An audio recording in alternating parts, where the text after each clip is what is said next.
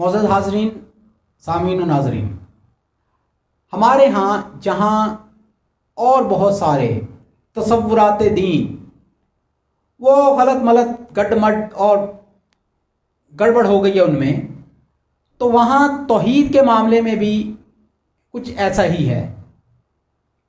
یعنی وہ جو گرد اڑی ہے، جو بھی اس کو نام دے لیں ہم، جہاں یہ سارے معاملات ہوئے ہیں عقائد کے ضمن میں، تصورات نظریات کے ضمن میں، تو جو بنیادی عقائد ہیں ان میں بھی گڑبڑ بہت ہوئی ہے. اور توحید یعنی ایمانیات کا جو باب ہے، ایمانیات میں توحید اور شرک کے ضمن میں بہت سے مغالطے اور وسوسے پیدا ہوئے ہیں.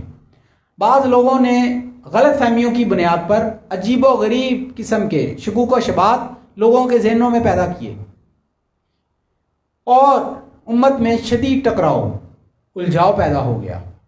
وہی جو میں نے بات پہلے کی کہ جن بنیادوں پر یہ جو الجھاؤ اور ٹکراؤ پیدا ہوا ہے، اس کی بنیاد ایک مخصوص مائنڈ سیٹ کہ ایک مکتب فکر صرف توحید کو فوکس کرتا ہے، اور ہر جگہ ہر آیت کو ہر اس جگہ اس نے جڑ دینا ہے جہاں اس کے مخالف سمت رکھنے والے، بس وہ ذرا سی مماثلت کوئی معاملہ ایسا ہوتا ہے تو اصل کو دیکھے بغیر، حقیقت کو جانے بغیر، معاملے کی گہرائی تک جائے بغیر وہ اس مخصوص آیت یا آیت کے کسی حصے کو وہ اس کا اطلاق کر دیں گے اور کہیں گے بھائی اس آیت کی روشنی میں فلاں عمل کرنے والا یا اس طرح کا عمل کرنے والا وہ مشرک ہو گیا، اس نے شرک کر دیا. یہی ہوتا ہے. تو یہ ایک بہت بڑا معاملہ گڑبڑ ہوا ہے. توحید کے ضمن میں، بنیادی عقائد کے ضمن میں بھی خرابیاں پیدا ہوئی ہیں. اور ایسے لوگ کون ہیں کہ ان کے ہاں فکری وحدت اور تصوراتی وضاحت، یعنی ان کے پاس کنسیپچول کلیئرٹی نہیں ہوتی، جس کی وجہ سے یہ سارا تماشا ہوتا ہے، یہ الجھاؤ پیدا ہوتا ہے. معزز حاضرین، سامعین و ناظرین، اللہ رب العزت کی ذات ہر عیب اور نقص سے پاک ہے. بے شک وہ کوئی جسم نہیں جس کی تصویر کشی کی جائے. یعنی اللہ رب العزت وہ جسم سے پاک ہے، جسم سے پاک ہے، نہ ہی وہ محدود جوہر ہے جس کا اندازہ کیا جا سکے، اور وہ اجسام سے مماثلت نہیں رکھتا، نہ ہی مقدار میں اور نہ ہی قبول تقسیم میں. وہ جوہر نہیں ہے اور نہ ہی جواہر اس میں حلول کر سکتے ہیں، اور وہ عرض نہیں ہے اور نہ ہی اراض اس میں حلول کر سکتے ہیں، بلکہ وہ کسی موجود کے مماثل نہیں ہو سکتا، اور نہ ہی کوئی موجود اس کے مماثل ہو سکتا ہے. کوئی چیز اس کی مثل نہیں ہے اور نہ ہی وہ کسی چیز کی مثل ہے. مقدار اس کی حد بندی نہیں کر سکتی، اطراف اسے سمیٹ نہیں سکتے، جہات اس کا احاطہ نہیں کر سکتی، سب آسمان اور زمینیں اس کو گھیر نہیں سکتے. وہ مقام اور جہت سے پاک ہے. عرش اس کو نہیں اٹھاتا، بلکہ عرش اور اس کو اٹھانے والے اس کے لطف قدرت کے سبب اٹھے ہوئے ہیں، اور اس کی قبضہ قدرت میں بے بس ہیں، اور وہ عرش و سما سے بلند ہے اور تحت الثری تک ہر چیز پر فوق اور برتر ہے. یہ بلندی اس کے عرش اور آسمان تک کے قرب میں کچھ اضافہ نہیں کرتی، جس طرح کہ وہ زمین اور پاتال تک سے اسے دور نہیں کرتی، بلکہ وہ عرش و سما سے بلند مرتبہ ہے، جس طرح کہ وہ زمین و آسمان سے بلند مرتبہ ہے. اس کے ساتھ ساتھ وہ ہر موجود سے قریب ہے، وہ بندے کی شاہ رگ سے بھی زیادہ قریب ہے، وہ ہر چیز پر نگہبان ہے، کیونکہ اس کا قرب اجسام کے قرب جیسا نہیں ہے، جس طرح کہ اس کے ذات و اجسام کی ذاتوں جیسی نہیں ہے۔ بے شک وہ کسی چیز میں حلول نہیں کرتا اور نہ ہی کوئی چیز اس میں حلول کر سکتی ہے۔ وہ اس سے بلند ہے کہ مکان اسے گھیر سکے، جس طرح وہ اس سے پاک ہے کہ زمانہ اس کا احاطہ کر سکے، بلکہ وہ زمان و مکان کی تخلیق سے پہلے تھا۔ وہ اب بھی ہے، اپنی اصلی ازلی صفت پر قائم ہے۔ وہ اپنی مخلوق سے اپنی صفات کے اعتبار سے جدا ہے۔ توجہ سے سنیے گا، وہ اپنی مخلوق سے اپنی صفات کے اعتبار سے جدا ہے۔ اس کی ذات میں اس کے علاوہ کوئی نہیں اور نہ اس کے غیر میں اس کی ذات ہے۔ وہ تغیر و انتقال سے پاک ہے۔ حوادث اس میں داخل اور عوارض اس کو لاحق نہیں ہو سکتے، بلکہ وہ اپنی صفات جلال میں پاک رہے گا اور اپنی کمال کی صفات میں وہ قبول اضافہ سے مستغنی ہے۔ عقل و دانش کے سبب وہ اپنی ذات میں وجود معلوم ہے، آنکھوں سے دکھائی دینے والی ذات ہے۔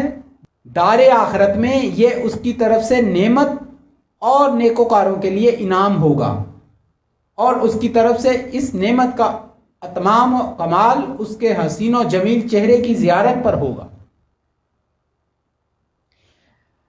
اب یہاں ایک قول سمجھیں مفہوم توحید کے بیان میں۔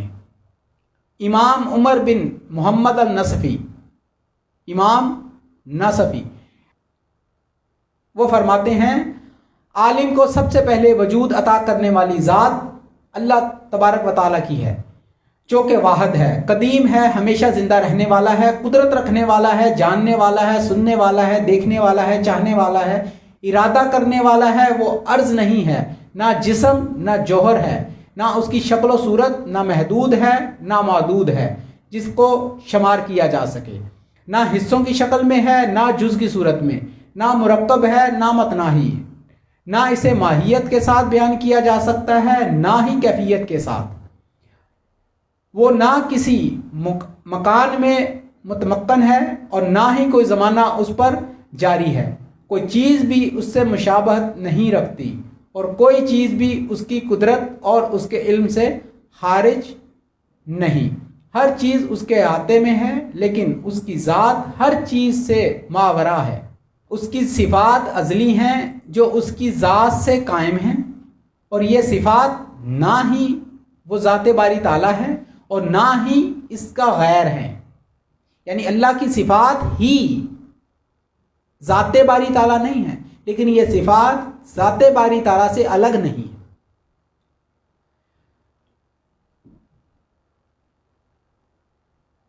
حضرت عمر فاروق رضی اللہ تعالیٰ عنہ سے متعلق منقول ہے کہ ان کے سامنے کسی شخص کے زہد و تقویٰ کی تعریف ان الفاظ میں کی گئی کہ وہ جانتا تک نہیں ہے کہ گناہ کیا ہے، تو آپ رضی اللہ تعالیٰ عنہ نے فرمایا ایسے آدمی کے گناہ میں مبتلا ہونے کا امکان بہت زیادہ ہے۔ تعرف الاشیاء بازدادہا، یعنی ایسی اشیاء کی صحیح معرفت ان کی ازداد کی پہچان سے ہوتی ہے۔ ضد کی جمع ہے ازداد۔ اس اصول کے تحت عقیدہ توحید کی معرفت کے لیے ضروری ہے۔ اب یہاں سے بات وہ آئے گی جس کی طرف ہم نے بعد میں جانا ہے۔ توحید کی بات ہو گئی، توحید کی سمجھ آ گئی، یہ جتنی بھی گفتگو ہوئی ہے، لیکن اس کی سمجھ در حقیقت آئے گی اس کی جو ضد ہے اس کو سمجھنے سے، کہ اشیاء کی صحیح معرفت، کسی بھی چیز کی صحیح معرفت اس کی ضد کو پہچاننے سے ہوتی ہے۔ اس اصول کے تحت عقیدہ توحید کی معرفت کے لیے ضروری ہے کہ اس کی ضد کو سمجھا جائے۔ توحید کی ضد کیا ہے؟ توحید کی ضد کیا ہے؟ توحید کی ضد شرک ہے، اپوزٹ۔ توحید کا اپوزٹ کیا ہے؟ توحید کی ضد کیا ہے؟ तौहीद का उलट क्या है? शिर्क। तो जब शिर्क की पहचान होगी तो तौहीद की मार्फत हासिल होगी। शिर्क को पहचानना जरूरी है। तो इस असूल के तहत अकीदा तौहीद की मार्फत के लिए ज़रूरी है कि शिर्क और उसके जुमला इकसाम जो हैं उनको समझा जाए। तौहीद अल्लाह रब्बुल इज़्ज़त को यकता और यगाना मानने का नाम है, और किसी को उसका शरीक हिस्सेदार समझना यह शिर्क है। तो अब क्या है? तौहीद की समझ, मार्फत, उसकी हकीकत तक पहुंचने के लिए शिर्क का जानना ज़रूरी है कि शिर्क क्या है। यानी तौहीद, उसकी ज़िद शिर्क है। हर तरह की तौहीद उसके मद्दे मुकाबिल आने में उसी दर्जे का शिर्क, जिस दर्जे की तौहीद बयान की जा रही है उसी दर्जे का शिर्क हो तो फिर वो तौहीद की नफी कहलाएगा, फिर वो शिर्क कहलाएगा। और फिर वहां आके वो बात सादर होती है, यानी जो बात हमने तमहीद में की थी कि महज चंद जाहिलाना तर्ज अमल या तौर तरीकों को बुनियाद बनाकर यह साबित करना कि यह शिर्क है, ऐसे नहीं। शिर्क साबित करने के लिए भी वही शराइत हैं जैसे कि तौहीद बयान करने की शराइत है। यानी जैसे तौहीद बयान करते हैं और उसके तमाम ज़ाब्ते मलहूज रखते हैं, इसी तरह शिर्क साबित करने के लिए भी ये देखा जाएगा कि ये जो शिर्क है ये तौहीद की किस किस्म की ज़िद है, किस तरह की ज़िद है, तो ये शिर्क है। अगर ये शिर्क है तो इसके मद्दे मुकाबिल तौहीद का कौन सा दर्जा है, तौहीद के किस दर्जे की नफी है और ये किस दर्जे का शिर्क है। ये ऐसे पैरेलल दोनों चीज़ें समझनी है तो जाके समझ आएगी।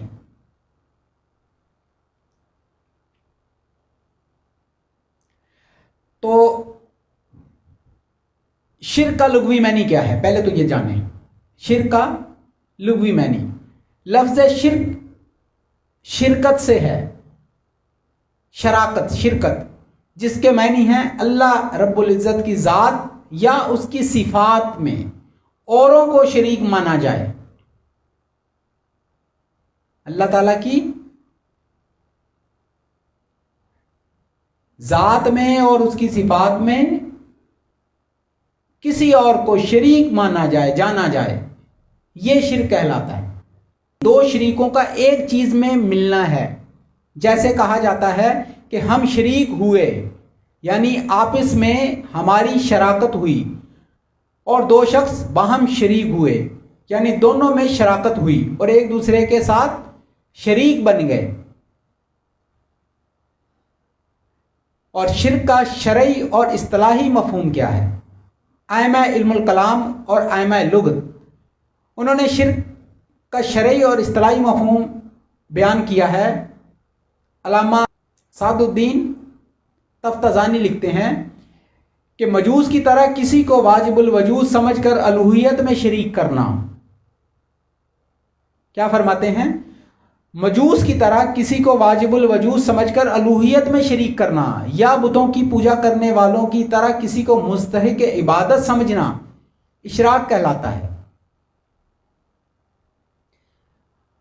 और साहिब लिसानुल अरब अल्लामा इब्ने मंजूर अफरीकी लिखते हैं, जब यह कहा जाता है कि फ़लाँ ने अल्लाह ताला से शिर्क किया तो इसका मैनी ये होता है कि उसने किसी और को अल्लाह ताला के मुल्क और सल्तनत में शरीक बना दिया, जबकि अल्लाह ताला उससे बुलंद व बरतर है।